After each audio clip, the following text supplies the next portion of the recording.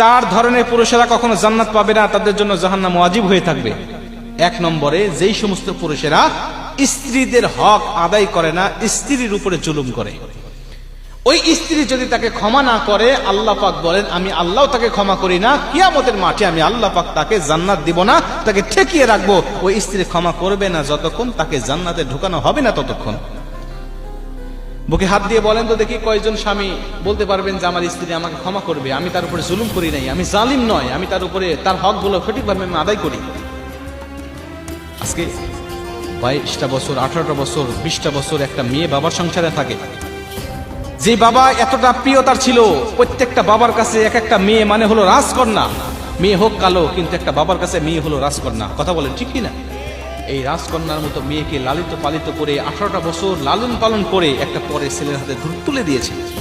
মেয়েটাও মা বাবাকে পর করে অন্য একটা ছেলেকে আপন করে জীবনের একমাত্র সম্বল মনে করে তার বাসায় চলে এসেছে। এমনও মেয়ে আছে বাবার সংসারে থাকতে ভালো করে রান্না করতে জানতো না, নিজের হাতে খাইতো না, মা খাওয়াই দিত। এমনও মেয়ে হাজার হাজার আমাদের সমাজে আছে, নিজে খাইতো না, মা খাওয়ায় দেয়।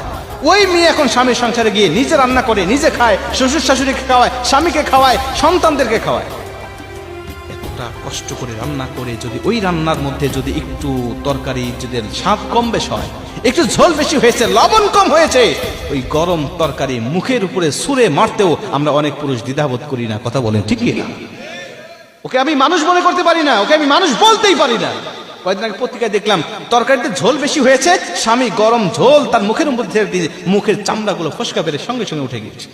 একটা মেয়ের শ্বশুর খারাপ হলে, শাশুড়ি খারাপ হলে কোনো আপত্তি নাই, অন্ত রাত্রিবেলায় স্বামীর বুকের উপরে মাথা দিয়ে একটু আরামের ঘুম, প্রশান্তের ঘুম দিতে পারে। কিন্তু স্বামী যদি খারাপ হয়, ওই মেয়ের মতো দুঃখী মহিলা আসমানের নিচে জমিনের উপরে আর কেউ হতে পারে না। কথা বলেন ঠিক কিনা? মুসলমান ভাইরা আমার, এর জন্য এই মহিলা, এই স্ত্রী যদি আপনাকে ক্ষমা না করে, কিয়ামতের মাঠেও আল্লাহ আপনাকে ক্ষমা করবে না, আল্লাহ আপনাকে জাহান্নামে দিয়ে দিবে।